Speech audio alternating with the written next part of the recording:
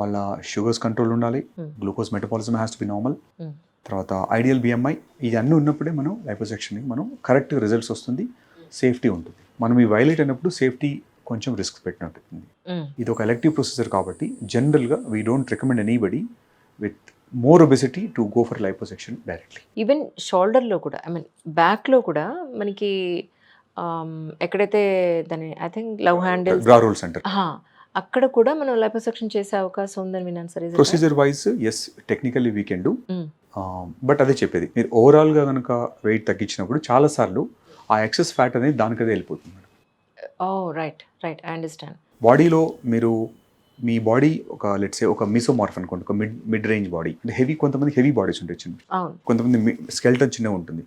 మీ బాడీలో ఫ్యాట్ మీరు ఎక్కువ క్యాలరీ స్టోర్ చేసుకోవడానికి కనుక ప్లేస్ లేకపోతే అది ఎక్కడ పడితే అక్కడ స్టోర్ చేసుకుంటారు. సో అప్పుడు మీకు బ్రారోల్స్ వస్తాయి, లేదంటే థైస్ హ్యాంగ్ అవుట్ అయిపోతాయి ఎవ్రీవేర్.